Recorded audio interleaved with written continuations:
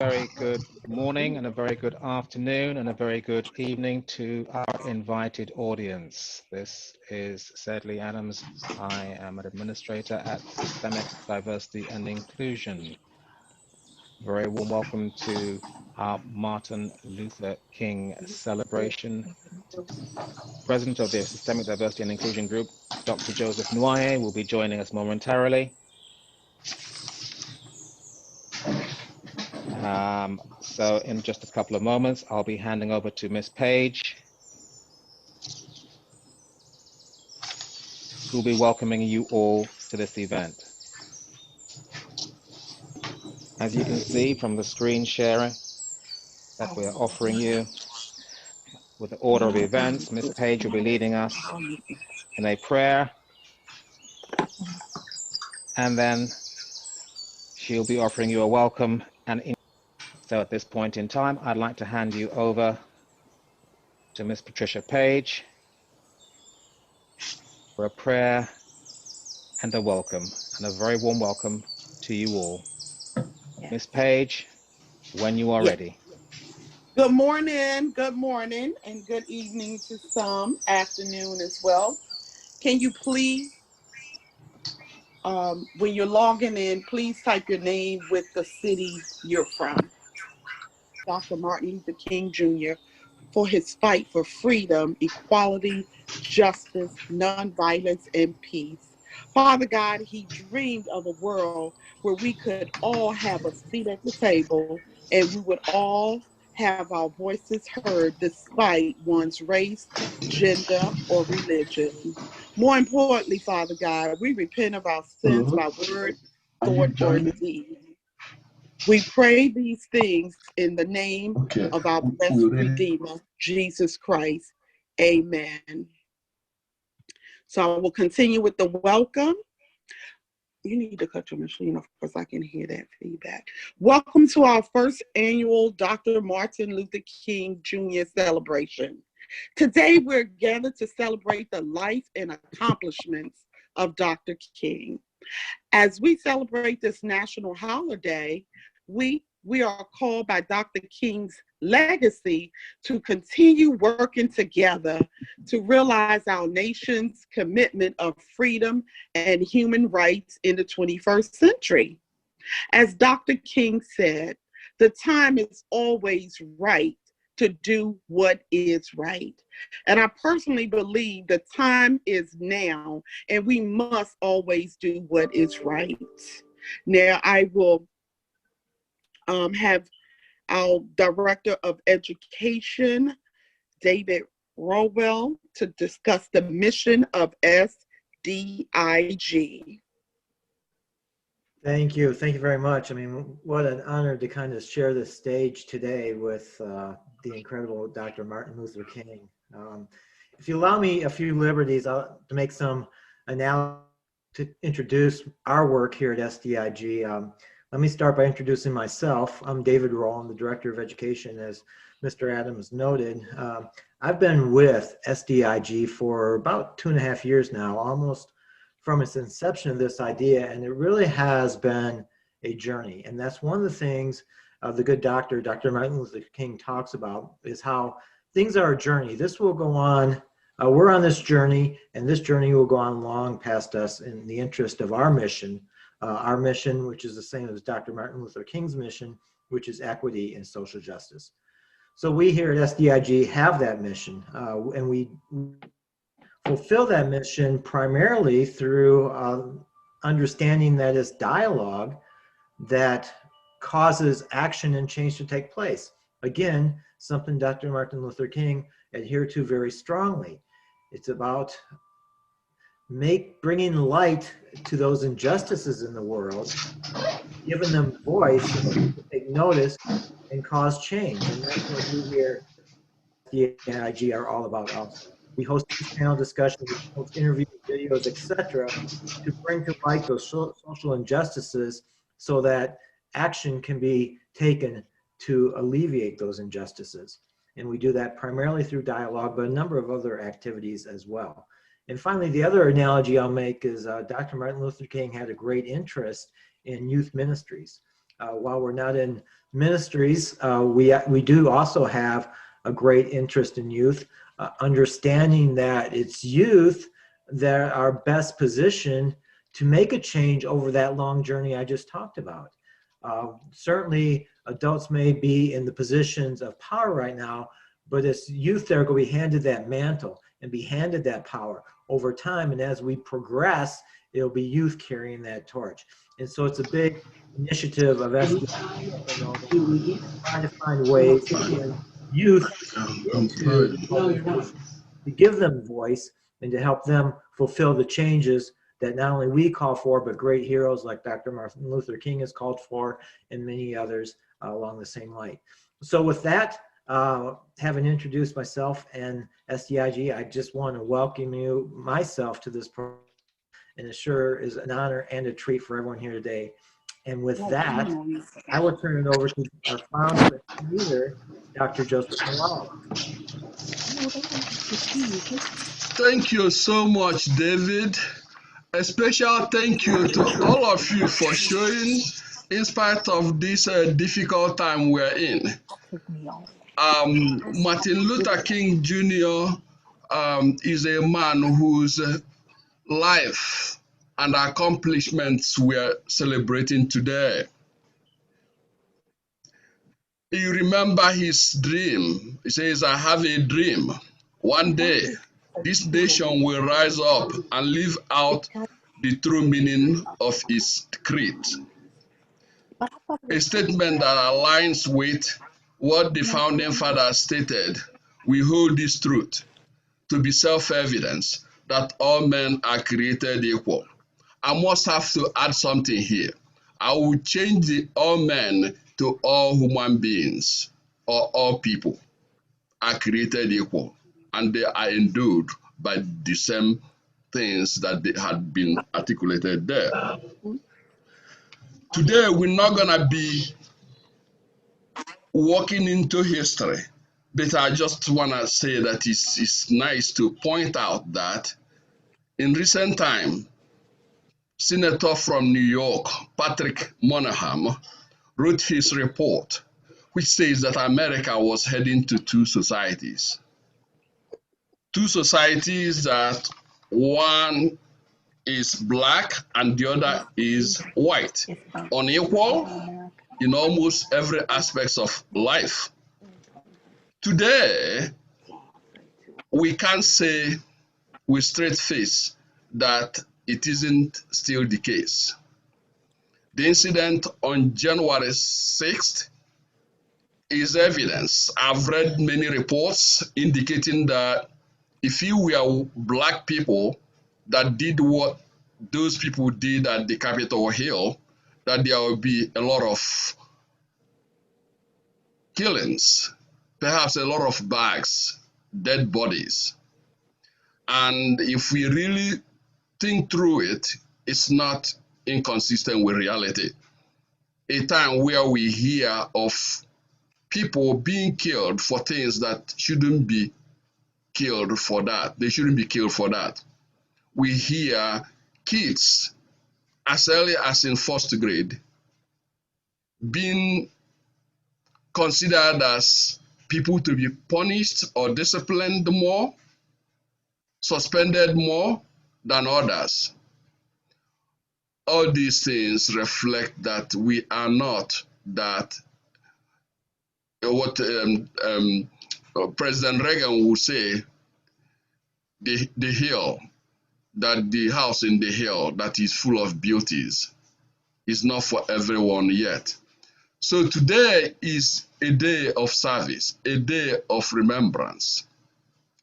And what I would like to say is that I know many of you here who are pushing on the frontier in various areas to push towards those missions for a better world, a world of peace, equity, and social justice for all, a world where we'll all feel the comfort that we belong. And that's the world we're going to continue to pursue. My part is that I have to let then show a small video, very short clip of the man, the great man we are honoring today, Dr. Martin Luther King Jr.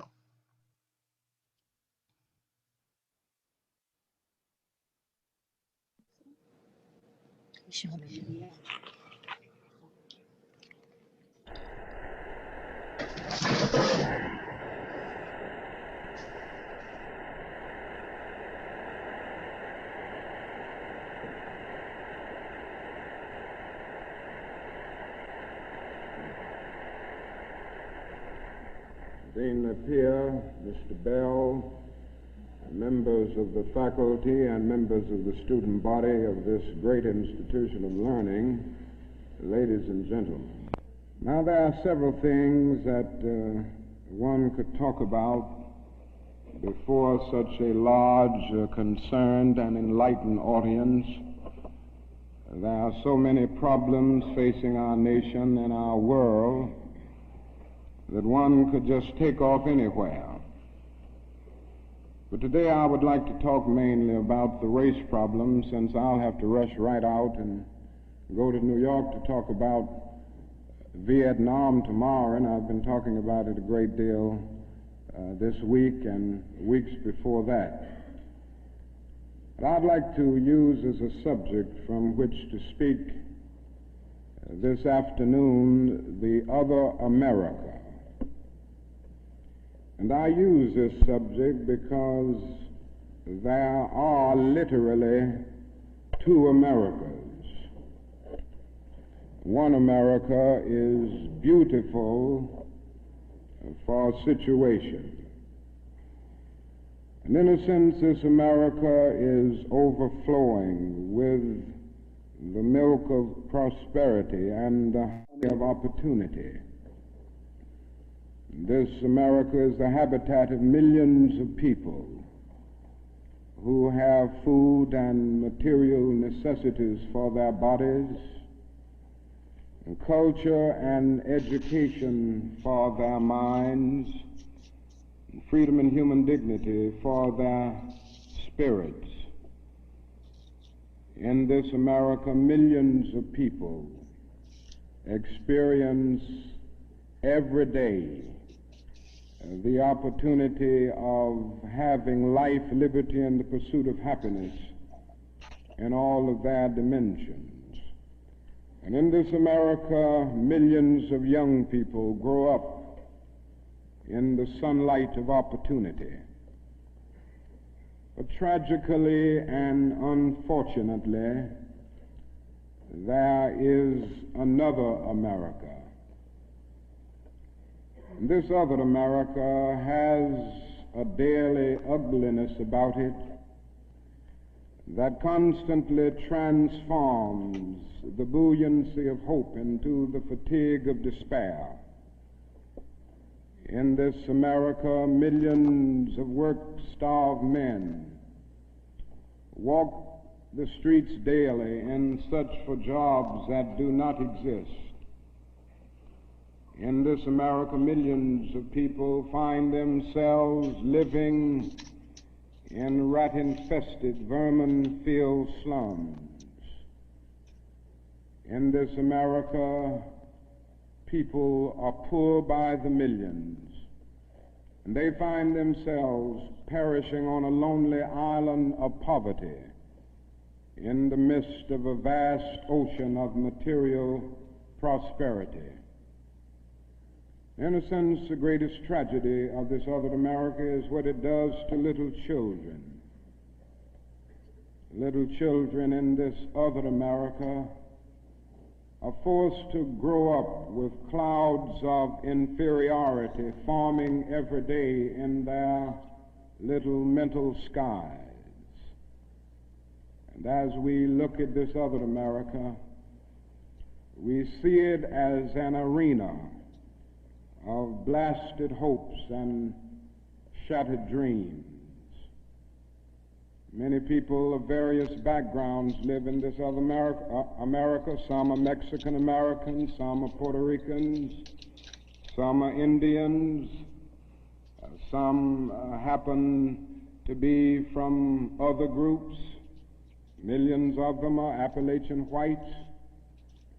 Probably the largest group in this other America in proportion to its size in the population is the American Negro. The American Negro finds himself living in a triple ghetto, a ghetto of race, a ghetto of poverty, a ghetto is to deal with this problem of the two Americas. We are seeking to make America one nation, indivisible, with liberty and justice for all. Now let me say that the struggle for civil rights, or the struggle to make these two Americas one America, is much more difficult today than it was 5 or 10 years ago. For about a decade or maybe 12 years, we've struggled all across the South in glorious struggles to get rid of legal, overt segregation and all of the humiliation that surrounded that system of segregation. In a sense, this was a struggle for decency. We could not go to a lunch counter in so many instances and get a hamburger or a cup of coffee. We could not make use of public accommodations. Public transportation was segregated, and often we had to sit in the back, and within transportation within cities, we often had to stand over empty seats because sections were reserved for whites only. We did not have the right to vote in so many areas of the South. And the struggle was to deal with these problems. Now, certainly they were difficult problems. They were humiliating conditions. And by the thousands, we protested these conditions. We made it clear that it was ultimately more honorable to accept jail cell experiences than to accept segregation and humiliation. By the thousands, students and adults decided to sit in at segregated lunch counters to protest conditions there.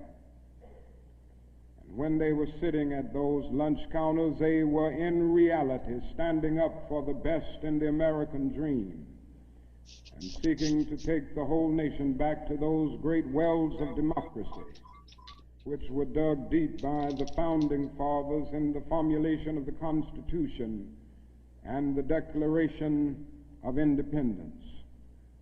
Many things were gained as a result of these years of struggle.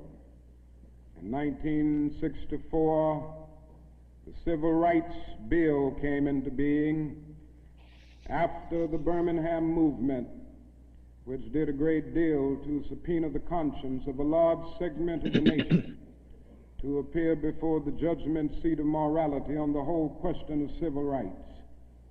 After the Selma movement in 1965, we were able to get a voting rights bill. Now, all of these things represented strides, but we must see that the struggle today is much more difficult.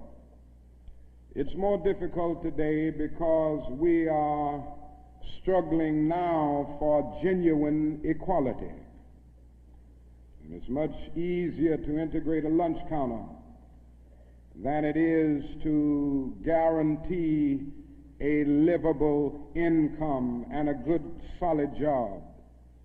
It's much easier to guarantee the right to vote than it is to guarantee the right to live in sanitary, decent housing conditions. It is much easier to integrate a public park than it is to make genuine, quality, integrated education a reality.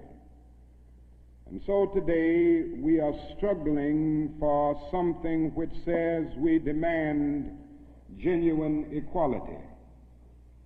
It's not merely a struggle against extremist behavior toward Negroes. And I'm convinced that many of the very people who supported us in the struggle in the South are not willing to go all the way now. I came to see this in a very difficult and painful way in Chicago over the last year, where I've lived and worked. Some of the people who came quickly to march with us in Selma and Birmingham were active around Chicago. And I came to see that so many people who supported morally and even financially what we were doing in Birmingham and Selma were really outraged against the extremist behavior of Bull Connor and Jim Clark toward Negroes, rather than believing in genuine equality for Negroes. And I think this is what we've got to see now, and this is what makes the struggle much more difficult. And so as a result of all of this, we see many problems existing today that are growing more difficult. It's something that is often overlooked, but Negroes generally live in worse slums today than 20 or 25 years ago. In the North, schools are more segregated today than they were in 1954, when the Supreme Court's decision on desegregation was rendered. Economically, the Negro is worse off today than he was 15 and 20 years ago. And so the unemployment rate among whites at one time was about the same as the unemployment rate among Negroes. But today the unemployment rate among Negroes is twice that of whites. And the average income of the Negro is today 50% less than whites. And as we look at these problems, we see them growing and developing every day. And we see the fact that the Negro economically is facing a depression in his everyday life that is more staggering than the depression of the 30s. The unemployment rate of the nation as a whole is about 4%. Statistics would say from the Labor Department that among Negroes it's about 8.4%. But these are the persons who are in the labor market, who still go to employment agencies to seek jobs, and so they can be calculated. The statistics can be gotten because they are still somehow in the labor market. But there are hundreds of thousands of Negroes who have given up. They've lost hope. They've come to feel that life is a long and desolate corridor for them with no exit sign. And so they no longer go to look for a job. There are those who would estimate that these persons who are called the discouraged persons would be 6 or 7% in the Negro community. And that means that unemployment among Negroes may well be 16%. And among Negro youth in some of our large urban areas, it goes to 30 and 40%. And so you can see what I mean when I say that in the Negro community, that is a major, tragic, and staggering depression that we face in our everyday lives. Now, the other thing that we've got to come to see now that many of us didn't see too well during the last 10 years, that is that racism is still alive in American society and much more widespread than we realize. And we must see racism for what it is. It is a myth of the superior and the inferior race.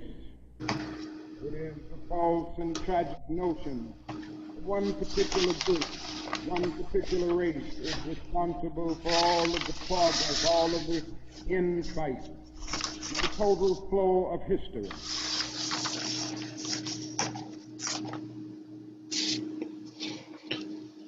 Thank you very much. Oh, okay. We have had Dr. Link in his own voice, and what is left for us is not to wonder what his words were.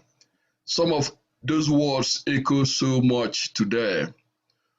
So what we have to do is to keep his legacy alive.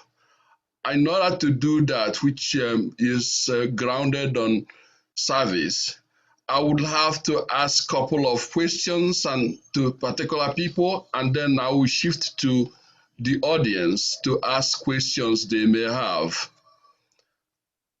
As you have seen, we have gone so far, but we still have so far to go. Equity and social justice is still challenging us. So my first question will go to Dr. Flint. Dr. Flint, are you there? You are muted, Dr. Flint. There's no T. Okay, Flint, okay, that's fine. You've had Dr. King. You elaborated on your experience in Alabama when you were a young boy. Could you tell us where we go from here? Well, those are sort of three different questions. I think rather than start the conversation about where we should go from here, in this broader group and in our culture and in our little worlds, I want to open that up to a much broader group. But I do think that his theme is the key, is that we still, some of the basic structural problems we have, some of the systemic problems we have are still with us. And that we have a challenge to address and deal with those systemic challenges to diversity and inclusion and really the peace and justice that go with that. So I think, his question, and he is such a great both orator and example of pushing to the next issue, pushing to the next level. And I think that's kind of where we are as a world and where we are as a group. And I'd love to hear people's notions about, what that next level looks like as we pick up the challenge that Dr. King has put down. All right, thank you. My next question will go to Richard. Richard, what do you say in reference to what would this large group take from Dr. King's memory? Well, good afternoon, everybody. And I would say, Dr. Nwoye, that we should take away from this the reality that Dr. King saw in 1968 is the reality that we're still living today. As I was watching that, I Googled the statistic he spoke of in 1968. They are exactly the same in 2021 in terms of disparity between pay and Black and whites. As of May 2020, with COVID, it was exactly 16%, the number he mentioned in that speech, whatever year that was. We know he died in 68. So whatever year he spoke of was somewhere close to that year. Likewise, he spoke of poverty in terms of housing in 1960s. So pretty much the same statistics exist today. And last, I will point out something he mentioned in that film, was it was easy for us to integrate lunch counters, to talk about Bull Connor and the viciousness of Birmingham. But it was extremely difficult for us to do the big systemic changes. Keeping in mind, ladies and gentlemen, he's saying this in the 1960s. We've had over 50 plus years to figure this out, and we haven't. So I will leave you with this thought. Dr. King said, I have a dream. By now, shouldn't we be saying, I have a reality? Thank you so much. Thank you so much. This very question would go to Sergio Carter. Sergio Carter, we want to deal with the issues of our time in the best way possible, in ways that will begin to show result, not like past, as Richard eloquently pointed out. We want to see change, at least in numbers. So based on that, you are an attorney. I would like to know, as we work on all fronts, well, we have to work on all fronts. And if we are going to do that, could you tell us what you are doing in your field? I know very much that you are doing a lot, but I would like the audience to hear what you are doing to foster the change we need. Sure, thank you. Like Flynn said, there are so many systemic issues that need to be addressed, right? There are lots of different aspects of that need to be changed. I mean, we look at education, legal, medical, there's bias in all of these systems. So there's a lot that needs to be done. I do just a very small part of that in my work right now. As you mentioned, I'm a licensed attorney in the state of California. So I've done the drafting of policies. I've done helping employers, and I focus on the workplace. I've helped employers draft their employment policies. I've done that piece of it. And where I am right now is really focused in on helping companies creating positive, safe, and respectful workplaces. So that's just one piece of the systemic issues that need to be addressed. The reason why I do the piece that I'm doing is because I believe that people need to be educated about what the discrimination and harassment laws are so that they are empowered to be part of the solution to create civil workplaces. When employees, as an attorney, I represented leaders my whole career. And what I heard from employees is they didn't understand what their rights were. They didn't know what they should do when they found themselves in these situations where they were being harassed or discriminated against. So they were not able to pursue fair outcomes or pursue justice. So that's part of what I do. And I also teach people, there are lots of things that happen at work that are uncivil. From somebody saying something rude, insensitive, to bullying, abusive, all the way up to your illegal discrimination and harassment. And I found in my work that it's too late to wait till it rises to the level of being illegal. Let's teach people what to say, give them the script of how to address these situations when they start off as rude, insensitive comments, all the way to microaggressions. Let's start dealing with these behaviors, because as an attorney, that's what I can speak to, is behavior. We know that we can't change people's minds, right? We might not be able to change their beliefs, their attitudes, their preconceived notions, but we do know that, and there's plenty of science to back this up, that if we can change their behavior, then over time, hopefully they develop better habits and their opinions and behaviors get to change. So again, I'm dealing with a very specific part of the equation. And I just want to leave everybody with one of my favorite quotes by Dr. King. Darkness cannot drive out darkness. Only light can do that. Hate cannot drive out hate. Only love can do that. And I just want to remind everybody, it's such a heart. My heart is heavy too, believe me. I'm with everybody on this call is here for the same reason. We want to honor Dr. King's legacy to end discrimination and to make this world just and fair. I'm here with all of you. But I think we have to remember one of the other things he was really a proponent for is how do we do this with nonviolent actions to stand up to the injustice, right? So each of us can make a difference in your own communities, in your own families, in your career, in your workplaces. We can all take some of these teachings back and start educating people on what they are while we deal with the systemic issues that are, really holding our country back. Thank you so much. Thank you so much. The next question I have will go to Dr. Karim. Karim, you are educator just as I am.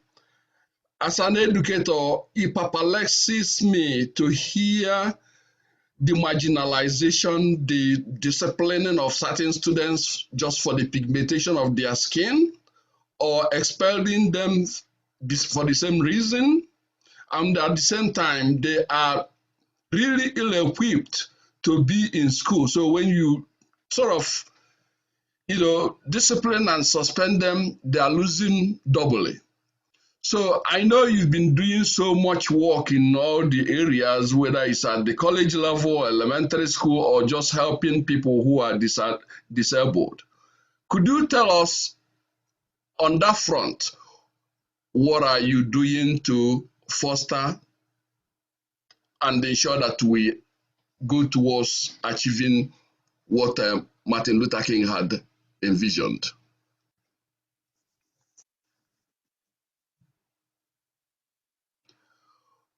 Okay, it seems like Dr. Ingram is should I say? I'm here. Did you hear the question? I'm sorry, I didn't. I thought you were talking to someone named Kareem.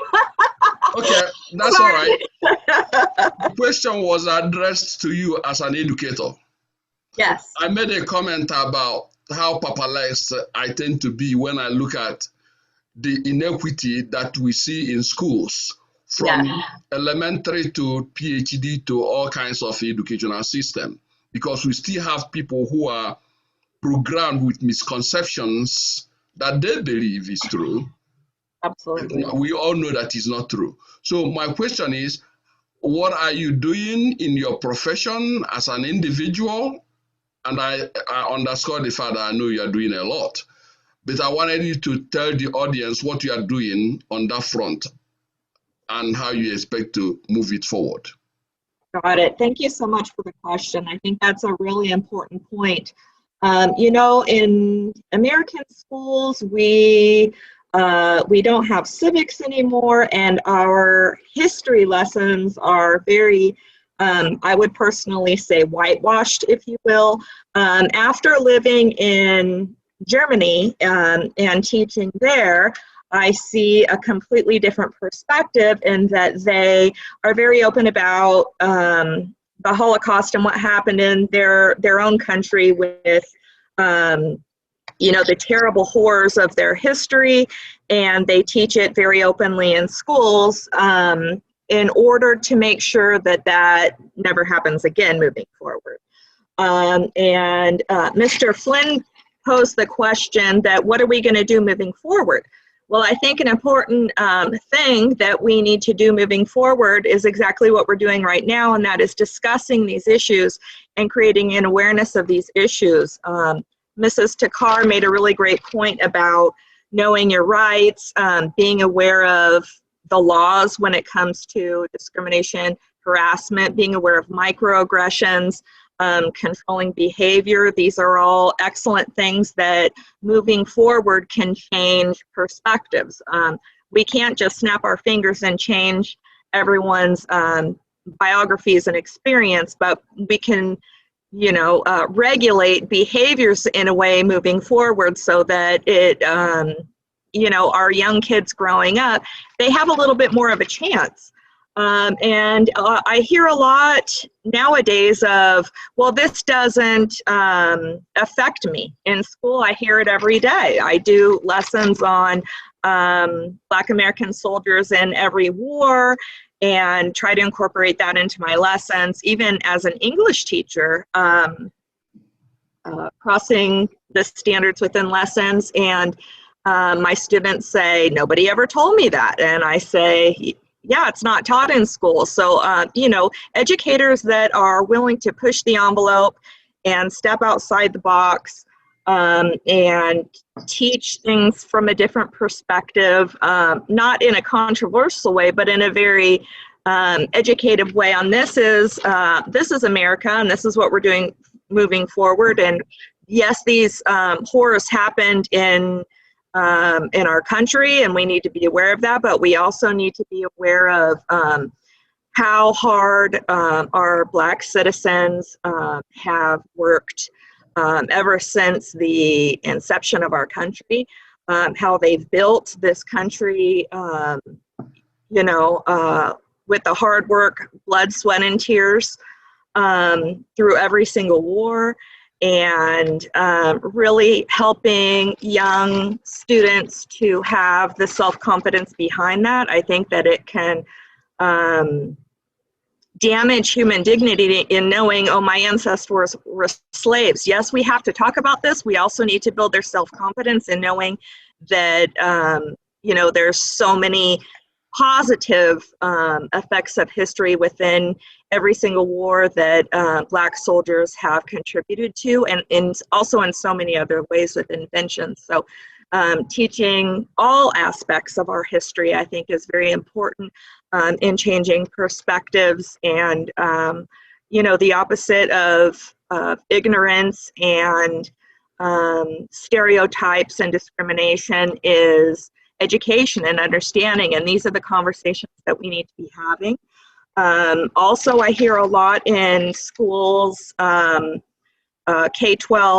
high school, and also in college, even when I'm teaching, that people say, well, that's the past, leave the past in the past. Well, how do we move forward?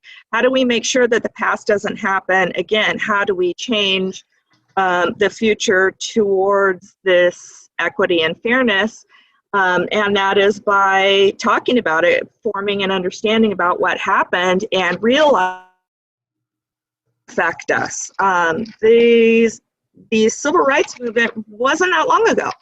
The Holocaust wasn't that long ago. Dr. Martin Luther King Jr. was born in 1929. This year he would be turning 92.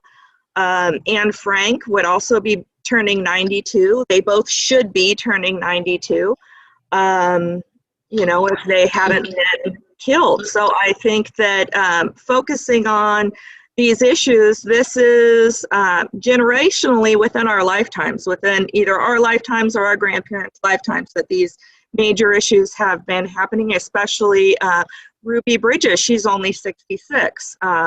You know, that's my mom's age. That's my peers' age, my colleagues' age. So these things are happening within our lifetimes, and they do make a difference with us and our children and life moving forward. So to answer the question, how do we move forward and change minds and change perspectives and change hearts? And that is, I believe, exactly what we're doing. Discussing, engaging, creating understanding, creating awareness, not sweeping it under the rug, not pretending it didn't happen, not pretending that a Black man wasn't suffocated to death by a police officer on the road last year. Not ignoring what's happening, speaking about what's happening, and creating more opportunities for inclusion and discussion in the future. Thank you. Yes. Thank you very much. It's something we have to keep in mind, because those who forget their history, they may tend to experience the ugly part of the history. So it's really important that we reflect on history, while at the same time looking at our present situation and forging how the future will be. So this is, in essence, part of what we are doing here. So the history of the past, the present, and perhaps the future should all be put in context, and we should be striving for making things better. And this call is to Athena. Athena is coming to us from Switzerland. Athena, are you there? Can you hear me? I think she's... yes, I can hear you. Yes. Oh, good, good. I know that you've been working in various international organizations, including Red Cross and among others. Martin Luther King Jr. is a world figure. He has done so much that you can see his work being reflected in every corner of the earth. Based on that, could you tell our audience what your thoughts are? And in the capacity of what you've been doing for the entire world, in what ways are you pushing his dream? Thank you, Dr. Joseph. Hi, everybody, and glad to be here. I think one of the things that I see from his work, as well as reflecting to the work that I do, I work very much in, as you mentioned, in the humanitarian sector. I work with a number of like ICRC, International Committee of Red Cross, or International Federation of Red Cross and Red Crescent, and a number of humanitarian organizations. And one of the things that it has been becoming more and more, we are speaking about it, the UN organization, they are more taking further action with the concept of the decolonization humanitarian aid, which means that actually when we look at reflecting the humanitarian aid, for example, the way that it has happened in the last 50, 60 or more years, as well as when we look at the workforce, is not reflecting really the reality. For example, it's very much white European going to different countries and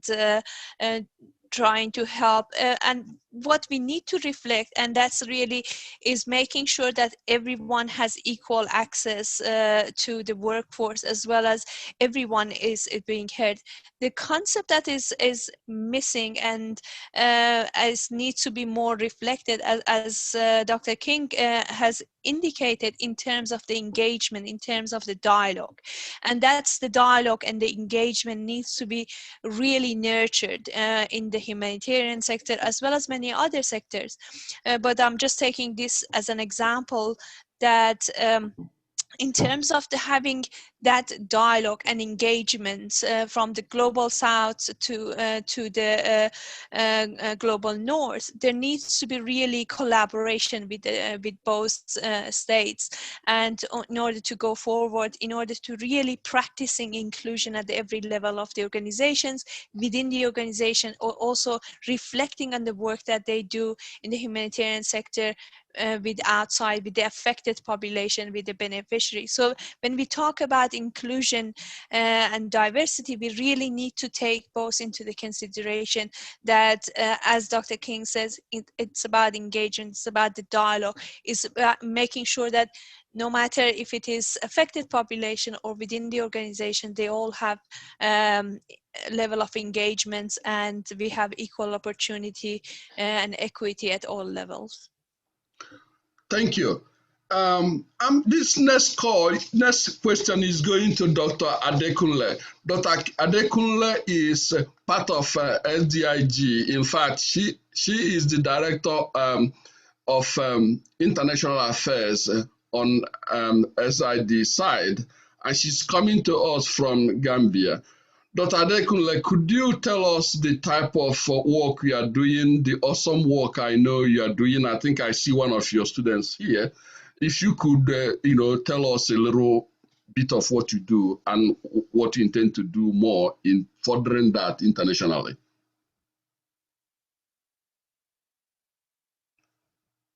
Dr. Adekunle, can you hear me? Yes, I can hear you. Did you get my question? Good afternoon, everybody. Okay, good. Yes, I had your question. All right. Good afternoon, everybody. Yes, I want to welcome all of us to this program. Yes, I'm talking from the Gambia, West Africa, in Africa. I'm a university lecturer, a senior lecturer in the University of the Gambia, and in the School of Journalism and Digital Media.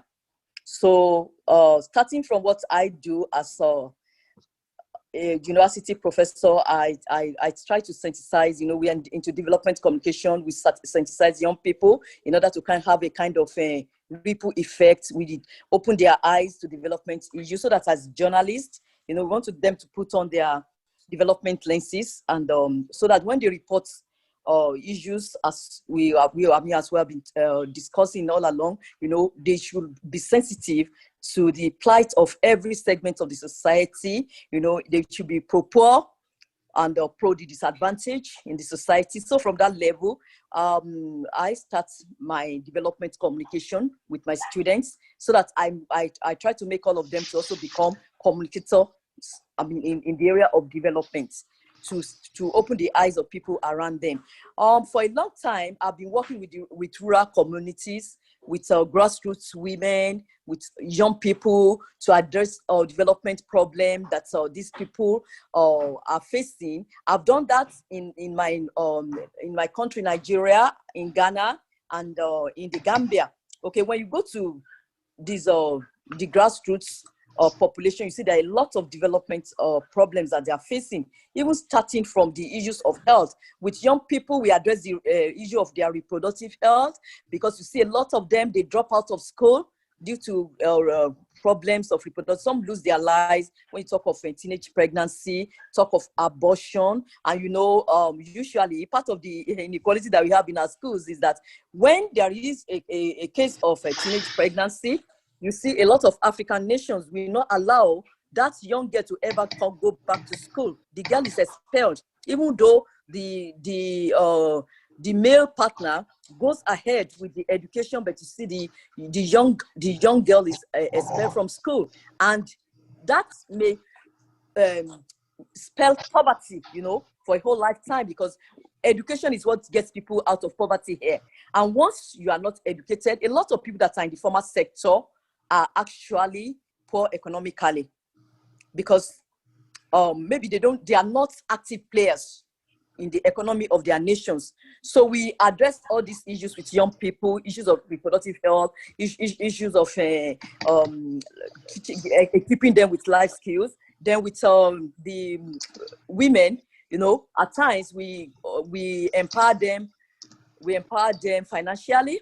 How do we do that? At times we link them to facilities where they can have microfinance. At times we also train them. We train them in different areas. Even in the issue of reproductive health too, we train women, because many of these women, they don't know anything about reproductive health. You see them, they continue to have children because they don't know that there is any way they can ever stop having children. And in spite of the poverty, they keep on increasing their family size. So these are the kind of things that we see. So we also link the women in the rural areas, that is what we refer to as countryside. We link them with markets. If people go there to meet them, they buy their things so cheap that the farmer seems to be farming at a loss. But women farmers are linked with markets where they can get better prices for their goods. At times, there was a project that we did to make sure that these women in the countryside, they could use IT facilities to market their goods, link them to the internet to market their goods. So we just go into all these things. I mean, and Professor Gottin is also here. You know, we also had this project of giving them IT skills, because there are so many of these women who cannot even use a phone. They cannot use a phone. So you can imagine, they don't know how to use the search machine. They can't use the Google to get information. So when you do these little things about training them, getting them empowered, you know, in IT, you are really doing a lot. So now again, you know, coming to what you are doing here with young people, the young people are being trained to be advocates. They are advocates in their community, advocates on different issues. Like when the COVID issue came, a lot of people are ignorant about it. Some people think that it's a disease of the West. You know, it has nothing. So we have Mahmoud here who went to town, you know, trying to enlighten people on all those things. We just say that you are supposed to be like a watchdog for your society, as a journalist, because I'm in the school of journalism. As a journalist, it's not just to report issues, but to interpret, to let the people see how these issues can actually affect their lives. You know, at times some development projects have adverse effects. Like when you want to develop a particular location and there is deforestation, the people don't have access to farmland. You know, it's in one way it appears as if the government is trying to help them, but at the same on the other hand, you see that the deforestation spells it spells a lot of problem for them, because these people, you know, they may lose their farmland, you know, and the general ecosystem is affected, which also affects their livelihood. So these are the things that we try to do. And I'm also into research. You know, we research into problems that are affecting both youth and women. For instance, in an area of sexual harassment, domestic violence, here we have complex problems, especially in the Gambia here. The first problem that I encountered was of a student of mine, a teenage student, you know, in the university, who was withdrawn, and she was the best person in her set.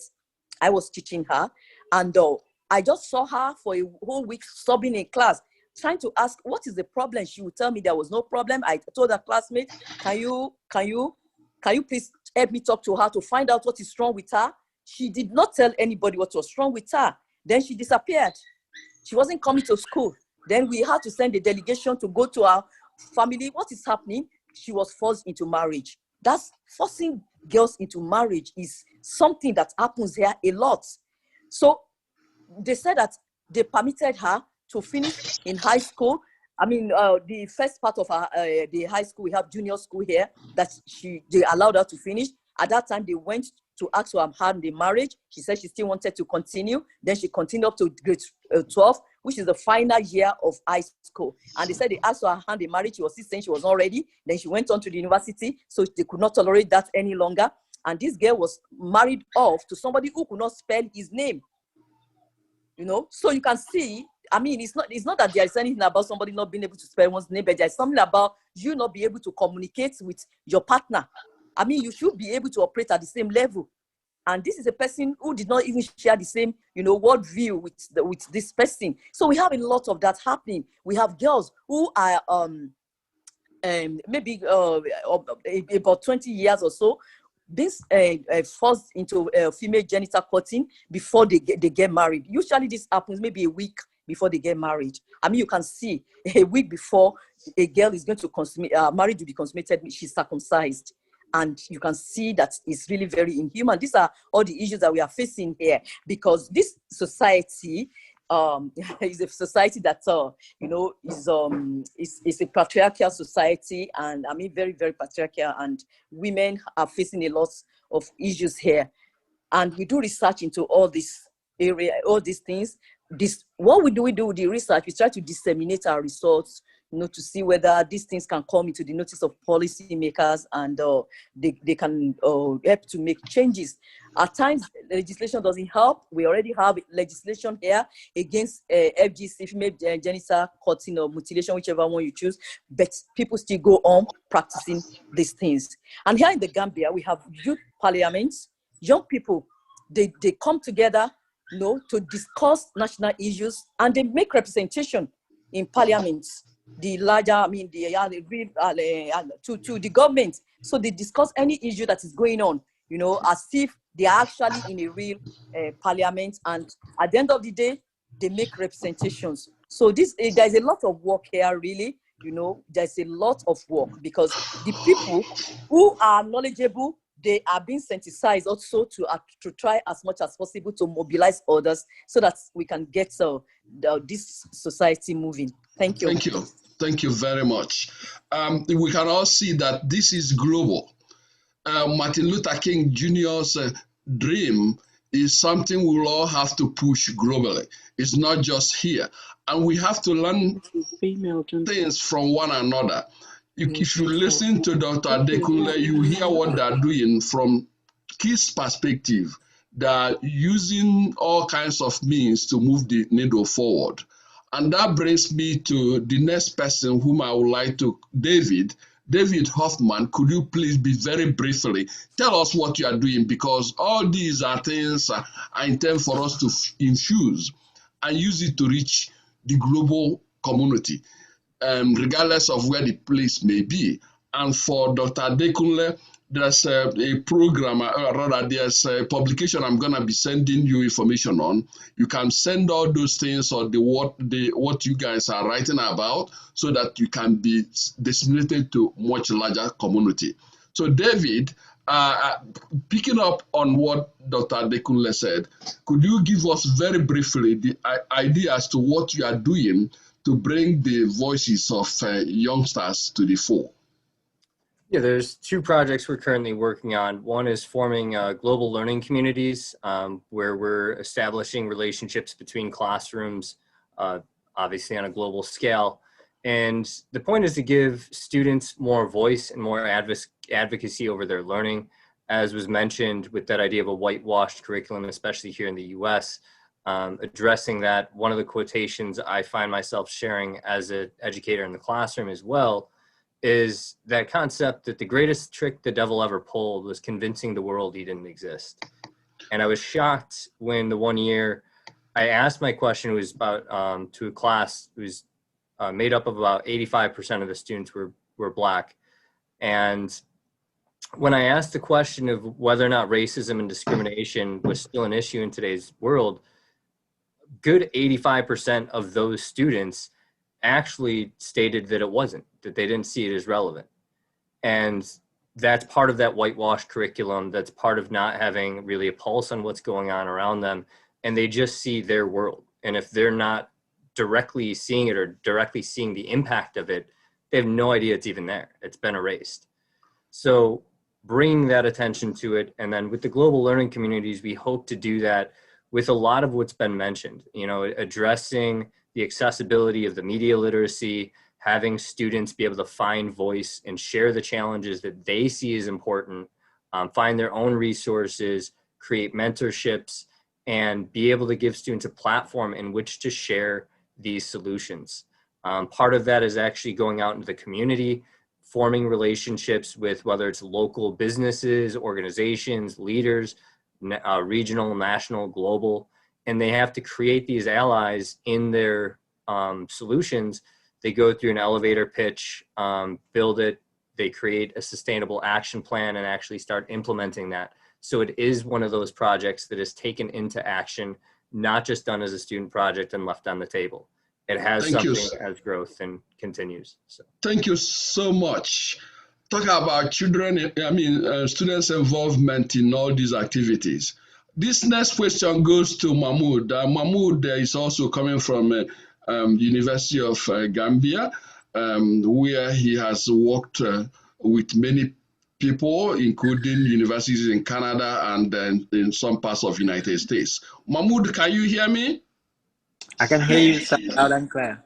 Could you please very briefly tell this audience what you are doing and the organizations you're associated with? And of course, it couldn't be possible without Dr. Adekunle. Go. Thank you very much. And since it's Martin Luther King's Day, I have to say one of the quotes that I feel is one of the most important that he has made.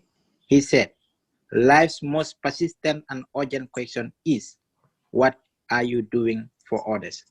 And I think this is one very significant quote, because back in the days, we used to sit and say, what can our country do for us as youths? But those days are gone. And for my generation, it's about what can we do to bring change in Africa? What can I do to bring change in my region? What can I do to bring change in the Gambia? And in that regard, I believe advocacy has been the most important thing that I've strived on. And since then, I have worked with the UNDP in regards to gender equality in the Gambia, worked with university professors like Dr. Adekunle to sensitize people, to help people to unlearn those myths that they have learned about gender equality, that all sexes are equal, all sexes have the same right to education, that household chores are not gender-based, they are just basics, common things in life that both sexes should learn. So these are some of the things that we have been trying to help youths understand, to help youths to understand that they should not wait for their leaders to do something for them, but they should stand up and do something that can bring change within their communities. And in that plight, we have been working together with youths from the National Youth Parliament in the Gambia to help make policies in regards to access to information, which is very, very significant in the research that we do. The Gambia, we do not have access to information laws, and as journalism students, it is very, very, very significant that we have these laws made. So we have been working with the Gambia Press Union to help bring out policies together with the Gambia government to ensure that students and researchers have access to the information that they want to do their research on. Also, talking about gender, we are also working with rural Gambia to help enlighten people about the detriments of female genital mutilation, how it can have a ripple effect on young girls, how it can cause so much trauma, and how it can affect their marriages. And in that regard, we discuss and go around communities and sensitize people about the significance of donating blood, because we have seen the rise, a huge spike in maternal mortality. Women are giving birth, they're passing away because they do not have access to blood. They do not have people to donate them blood. So these are a few things that we do, but mainly my work is all about advocacy and making youths understand that they can make it in Africa, they can make it in the Gambia, they should involve in politics, because politics, like I always say, politics is a game that you should play, a game that you should understand, a game that you should master, and a game that you understand that is based on policies and not on tribal lines. And these are some of the things that I think at the moment, since the Gambia is on an election year, it's very significant that we enlighten youths about the need to participate in these elections as well. Thank you. Thank you so much. We can see that we can learn from everyone that the issue of justice is not restrained to those who are in political power. If those in political power are not doing what they need to do, we should be doing what we need to do to make sure that it's moving forward. I'm being prompted that time is running against us, because I have two more people I have to mention. Perhaps they could give us an idea, because they're doing so much in this arena and they are partnering with us in many ways. Now, I have to call Dr. Remo Lord. Could you please tell us the type of things you are doing? I know you are doing a lot of things in community-based education. Some of the adults we see in localities are in the position they are because of inadequate preparation, which they should have gotten much when they were early. The discriminatory practices may have contributed to their station. So, Dr. Lord, could you please comment very briefly? Thank you, Dr. Joseph. Hello, everyone. Dr. Ingram and I and a couple others have this group called Community-Based Research for Engagement in Education. Among the things we're doing is looking at the actual issues that the marginalized, the vulnerable populations bring up on their own, not what a textbook, cookie cutter, public policy people tell us what they are. I've heard a lot of you mention about access, the right to access and opportunity for education, but I think the question now becomes is, to what extent, who develops that curriculum? What is education? And this is something that CBRE is investigating. Dr. Ingram and I are researching this, and we're presenting at a conference, the American Association for Adult and Continuing Education in October, is what is this thing of technocracy, technocratic ideologies that runs throughout both pre-K through 12 and adult education? What is meritocracy, as who gets to dictate what these children and adults returning to education get to learn?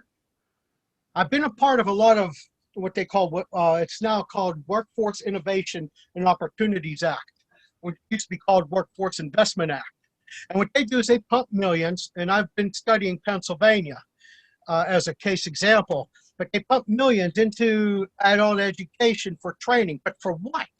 It's to help, and they even say it's right in the literature, is to help you make a living, contribute to the company, no matter who the company is. We have University of Pittsburgh Medical Center, we have US Steel Corporation, and many others. Here, Google's coming to town. And everything is centered on these people learning this specific language. When a company, a rootless transnational corporation, can just up and move at a heartbeat, like we've seen here in Pittsburgh many times. We've never recovered from the steel collapse of the 70s and 80s. Now, what we continue to do is engage people in culturally and linguistically diverse learners. Who are the teachers of these? If we continue to do the technocratic approach, we lose a lot of our learners. And in fact, they leave school, high school, or some point earlier, middle school.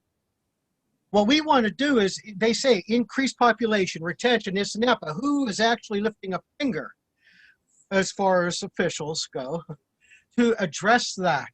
We blame their family life, we blame them, but no one, well, we blame the teacher. The teacher's to blame.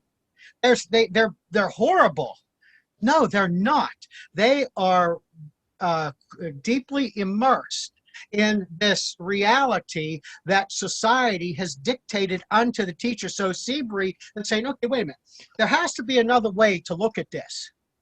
So through research, interviewing teachers in culturally and linguistically diverse learner classrooms, whether it's pre-K, 8th grade, 12th grade, or post-secondary education, how is it that we get our message across to these people? We explore the primary contradictions located within any activity system and find a resolution. So, Dr. Nwoye, I thank you for the opportunity, and folks, we invite you to collaborate with Seabury. We can't do it alone. It's way too big and it's way too entrenched system. And I'm not being a conspiracy theorist, I'm just being real. So how can we help? Thank you very much. Thank you very much. Thank you very much. We're gonna go to Bouncy. Is that the Bouncy? Just a second. Where is T? Okay, we have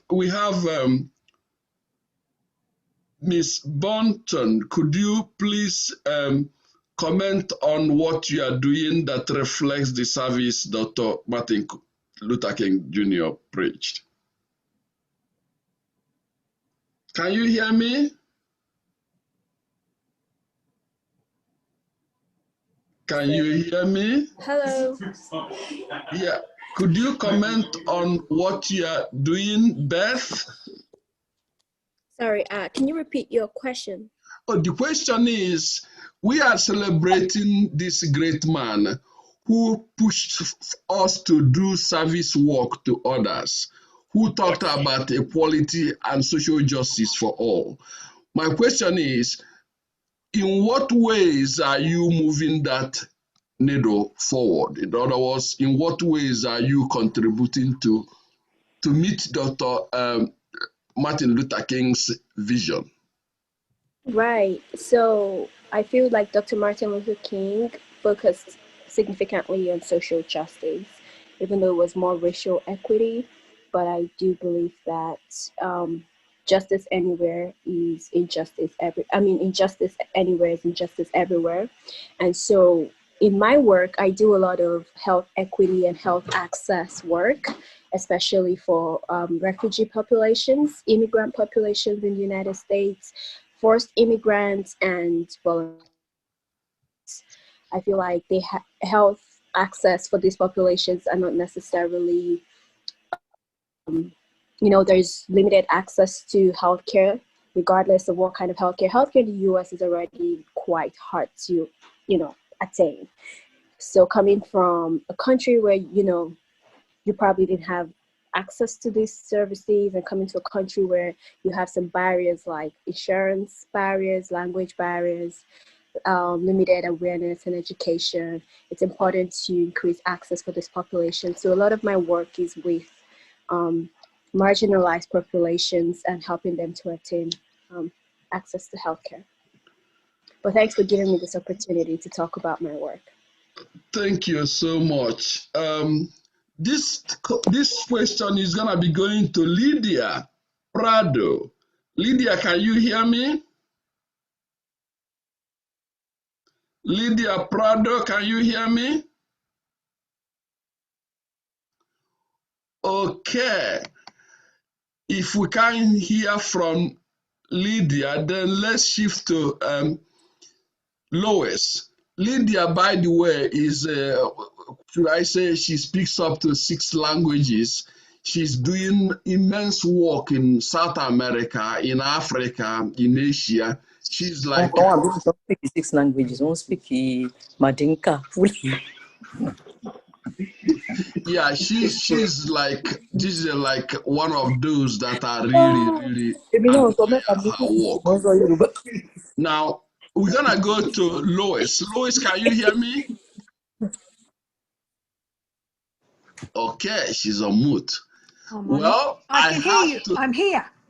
Okay, Lois has a child, and her child was told around first grade that she couldn't do anything, that the fact that she should take them home. The good news for the child was that her mother had a deep pocket. So the mother was able to take him to 3 continents, or at least 3 countries, and got him educated. And in final analysis, the son, whom they say could not learn, ended up getting his PhD from Oxford University. So I would like Lois to tell us, what has she been doing to move the needle forward, especially for those who do not have deep pocket, or parents who have deep pocket? Hello, Joseph. What am I doing? My drive for education is to teach those who are marginalized. And my push is that if we want to teach more children, we have to include them in the literature that we're working with. We think about literacy as teaching decoding, and there's this drive to teach decoding. But if we want to engage marginalized children, they must see themselves in literature. And it's a critical component that is always ignored. My son only learned to read because we were extremely privileged and we had a lot of circumstances working towards us. Never, never, never should a child learn to read under those circumstances. Thank you so much. You can see that I'm being pushed back and forth, that time is running out. So you all have to bear with me. But I have to also remind you that we have a partner that is actually doing some work every Friday between 4:30 and 5:30. We have them, it's like a talk show, and they deal with these critical issues of our time. And it's part of our effort to sort of address these things in multiple ways. In fact, in as many ways as we can possibly do it. We have kids youth wing coming up, where they're gonna be exposing all these anomalies that are going on in various communities. And this is a global organization. We are reaching everywhere. So I urge you to stay with us, and in any way you can support us in terms of giving us information so that we can be able to work on it. We're going to be having publications. We're going to be having, we're going to be having people doing all kinds of activities, podcasts, writing up, doing all these things so that we can engage the global community in our effort to at least get people educated. Because without education, I'm not sure we can go anywhere. So with that, I have to say to you that we're going to be closing here. And I want to thank my colleagues whom, if we are not them, this wouldn't have been possible. Our able person who pushes me around, sadly, Sedley Adams is our tech person, and he has been instrumental to organizing this. Patricia Page has been tremendous. And of course, I cannot mention everybody. I just cannot remember everybody. So bear with me if I didn't mention your name. But the key is that we're going to be moving forward. We're going to be moving forward. We cannot be restrained by any challenge. All the challenges, we will face them. If Martin Luther King Jr. was able to do all these things when Hoover, former FBI director, was after him, when the communities were after him, of course, KKK, we are predominant in daylight. Now they can hide, but today we have the privilege to be more forceful because issues of equity and social justice for all must be realized. So on that note, I thank each and every one of you from my bottom of my heart, and you take care from wherever you are and stay safe. Thank you very much. I'm going to say a closing prayer. Okay, please do. Thank you so much. Okay, and I want to remind everybody that the Martin Luther King theme this year is Rising Together, Facing the Challenges of Tomorrow Today. So, Heavenly Father, as we come to the end of our annual Dr. Martin Luther King celebration, we ask that our discussion here today give us strength to accomplish everything that we set out to do. Thank you for hearing and answering our prayer. In Jesus' name, amen. Thank you so much. Well done, Patricia. All right. Thank you so much. You all stay safe, and we're going to continue to work together. And with all of us, nobody can change it. We have to change the world to be what we want. All right. Bye. Right.